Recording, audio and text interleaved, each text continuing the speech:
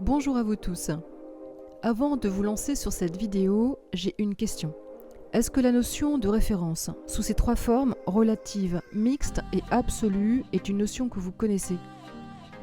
Parce que si ce n'est pas le cas, je vous invite à prendre le temps de visionner 2 de mes vidéos sur le sujet, vidéos que j'ai réalisées afin de vous permettre d'acquérir cette connaissance en un temps record, car ces vidéos sont courtes, mais toutefois suffisamment pédagogiques, enfin je l'espère, et je vous invite d'ailleurs à me les commenter en ce sens, afin que vous alliez plus loin et sans difficulté, notamment sur cette vidéo-ci, qui est à mes yeux un cas pratique par excellence de leur application.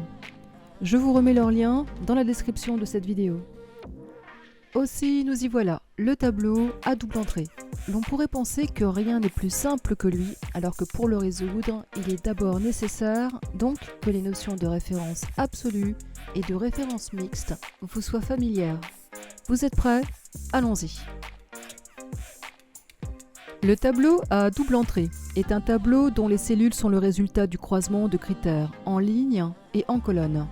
Je vous présente ici l'exercice même avec lequel j'ai appris ce sujet. Il s'agit d'une grille de rémunération depuis un salaire de référence, ici 1 600 € brut. Ce salaire de référence est gratifié par le niveau d'études du salarié, notre critère en ligne, et le temps d'ancienneté du salarié dans cette société, notre critère en colonne. L'exercice consiste à reproduire cette formule de calcul qui comprendra une fonction et où je retrouve mes 2 critères à appliquer à mon salaire de référence.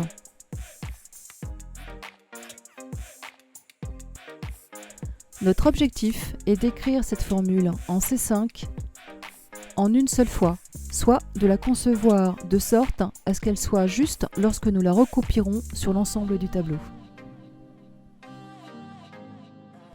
C'est parti. Vous positionnez votre curseur dans la cellule C5. Toute formule commence par le signe égal. Nous sélectionnons le salaire de référence que nous multiplions à la fonction puissance.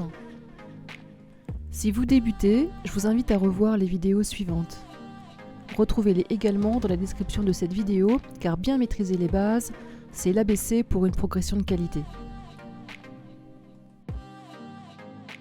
Cette fonction puissance, elle comprend 2 arguments. Un nombre, ici 1,05, et la puissance, ici le nombre d'années d'études, notre critère en ligne. Nous ajoutons maintenant à notre formule plus 100, que nous multiplions par le nombre d'années d'ancienneté, le second critère, en colonne. Entrée, observons le résultat. En C5, sans aucune bonification, ni par le nombre d'études, ni par les années d'ancienneté, les 2 critères étant à 0, nous obtenons en résultat le salaire de référence, OK, ce qui est tout à fait logique. Nous pouvons passer à l'étape suivante, l'aménagement de cette formule afin de la recopier avec ces critères, le salaire de référence donc, et les 2 autres en colonne B et en ligne 4, toujours corrects. Commençons par le salaire de référence. Nous avons plusieurs options. Une première option sera de créer un nom pour cette cellule et d'y faire référence dans notre formule. On appelle alors cette référence une référence nominale. C'est un sujet que vous trouverez également parmi mes vidéos. Et je vous mets le lien à la suite des autres dans cette description. La seconde option est la suivante. Mon salaire de référence sera toujours en cellule C12. Mes 2 autres critères vont varier dans leur ligne ou leur colonne, mais celui-ci reste statique et en ligne et en colonne, immuablement en C12. Ce sera donc une référence absolue.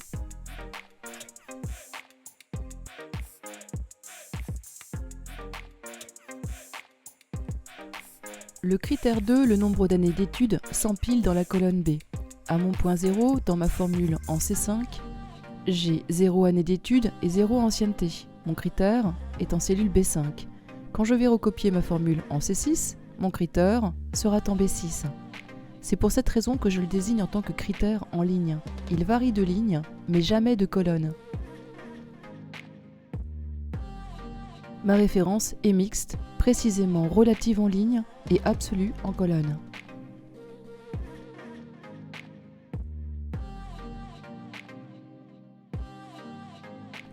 Notre dernier critère, l'ancienneté, s'empile sur la ligne 4.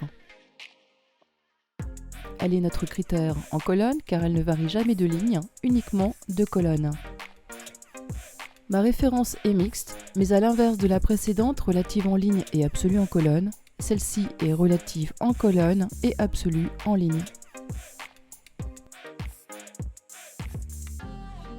Bien, et maintenant le meilleur, recopions notre formule sur l'ensemble du tableau. Parfait, un petit contrôle. En bleu, le salaire de référence, toujours en C12. En rouge, les années d'études ont bien cheminé de 0 à 5 en B10. Et en violet, l'ancienneté a suivi sa route de 0 à 15 en H4. Pour mémoire, je vous rappelle deux choses. Tout d'abord, le signe du $. Il marque le caractère absolu de votre référence sur la ligne, la colonne ou les deux. Deuxièmement, pour modifier le statut de votre référence, la bonne méthode est de placer votre curseur sur le nom de la cellule, puis vous utilisez la touche F4 jusqu'à parvenir au type de référence précisément parmi les 4 possibles qui est adéquat. Bien, j'espère que cette vidéo vous sera profitable. Il y a plusieurs méthodes pour recopier une formule et c'est un bon sujet pour une nouvelle vidéo. À suivre, ce pourrait même être un sujet introductif à la formule matricielle. Mais dans l'intermédiaire, n'oubliez pas, abonnez-vous si ce n'est pas déjà fait. Merci à ceux parmi vous qui me suivez, ceux qui soutiennent la chaîne. Et à bientôt!